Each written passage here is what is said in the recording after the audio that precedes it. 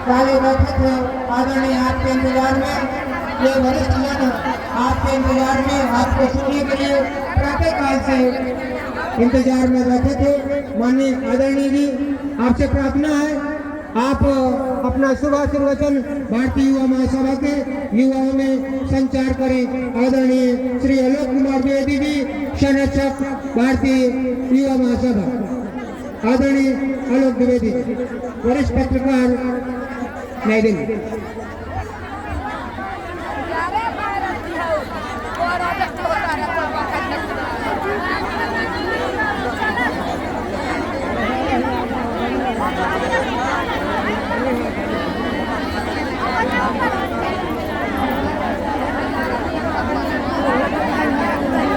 मंच पर मौजूद हमारे अनुज, जुझारू, प्रतिभाशाली भारतीय युवा सभा के राष्ट्रीय अध्यक्ष विजय शर्मा जी, मंच पर मौजूद आलोक पांडे जी, बीजेपी की राजनीति में अपना वर्चस्व बनाकर रखने वाले बुंदेलखंड की राजनीति में आलोक पांडे जी,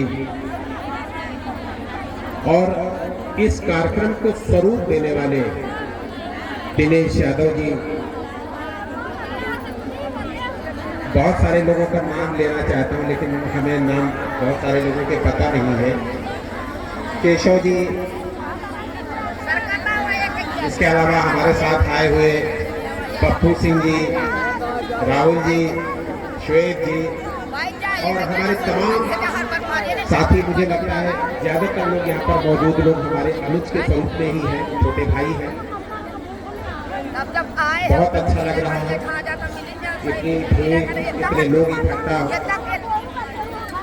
सही मायने में भारतीय युवा सभा सामाजिक सरोकारों का सबसे बड़ा मंच बन गया है और ये देश के विभिन्न कोनों में काम कर रहा है। ये अच्छी बात है जिसका कोई राजनीतिक लगाव नहीं है, लेकिन समाज में पिछड़े वर्ग के लोगों को, गरीब वर्ग के लोगों को, कमजोर वर्ग के लोगों को कैसे आगे लाया जाए, कैसे आगे बढ़ाया जाए, ये काम भारतीय युवा महासभा के कंधों पर डाला गया है और उस काम को भारतीय युवा सभा के कार्यकर्ता भली भांति कर रहे हैं। एक बार हम लोग, दिनेश यादव जी को याद होगा कि हम लोग एक बार जुड़े हुए थे, हम लोग फेसबुक के जरिए जुड़े, उसमें हमने एक ही बात बताई थी और वो बहुत महत्वपूर्ण थी कि अभी बैठ जाओ, दिल्ली और एनसीआर के शहरों में ही काम करता था, लेकिन अब ये संगठन जरूरतमंदों के लिए बन गया है और आज ये बुंदेलखंड की धरती में इस संगठन में पांव पसारे हैं। तो मुझे लगता है कि यहाँ की गरीबी, यहाँ की भुखमरी, यहाँ की बेरोजगारी, क्या इन सब बटेंगे से निपटने के लिए भारतीय युवा सभा ने इसके बाद किया है और मुझे लगता है कि यहाँ पर भी दिन खिलने वाले हैं। अभी हम मूल रूप से फतेहपुर के रहने वाले, रहते दिल्ली में है। अभी रास्ते में आ रहे थे, सड़कें जगह जगह टूटी हुई थी और अफसोस इस बात का होता है कि सरकार की तरफ से 500 करोड़ रुपए के इस बजट में पैकेज दिया गया है और उसके बाद भी बुंदेलखंड की सड़कें टूटी हुई है। आप सबको कैसे पता, मतलब कैसे इन्होंने खबर? भारतीय युवा सभा के कार्यकर्ता अब इसकी ही चौकीदारी करेंगे कि कहाँ गड़बड़ है और कैसे उसको ठीक कराया जाए। सरकारें पैसा देती है लेकिन बुंदेलखंड का विकास नहीं हो पाता है। बुंदेलखंड में आज भी गरीबी देखने को मिलती है, आज भी भुखमरी देखने को मिलती है। अब ये चौकीदारी, बुंदेलखंड की चौकीदारी, अपने भाइयों की चौकीदारी भारतीय युवा सभा के कार्यकर्ता करेंगे और जानेंगे कि ये कैसे ठीक हो सकता है।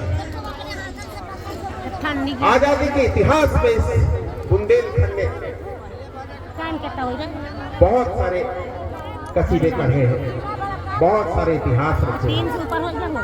1857 से पहले 15 साल पहले यहाँ पर अंग्रेजों के खिलाफ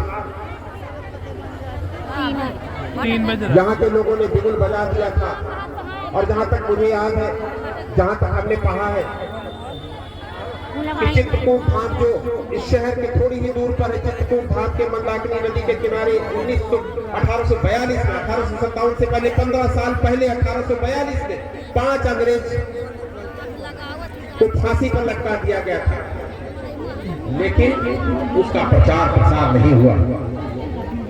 हम लोग सिर्फ 1857 की लड़ाई को जान पाए, 1842 की लड़ाई को नहीं जान पाए, क्योंकि यहाँ के लोगों की जो कनेक्टिविटी है वो शायद अभी तक ठीक नहीं रही। उस कनेक्टिविटी को भी ठीक करना है और उसकी भी जिम्मेदारी मुझे लगता है कि भारतीय युवा सभा के कार्यकर्ताओं को भी उठानी पड़ेगी।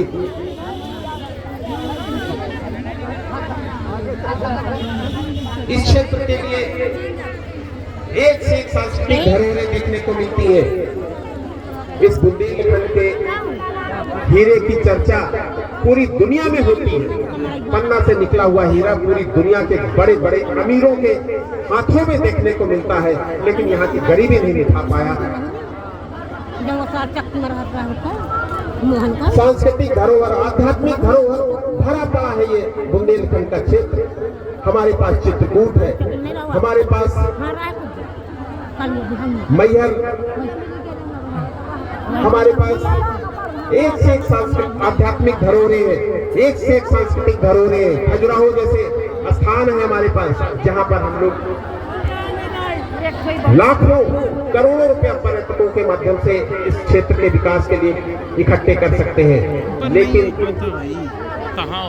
कहीं न कहीं कुछ गड़बड़ है और उस गड़बड़ को भी ठीक करना है।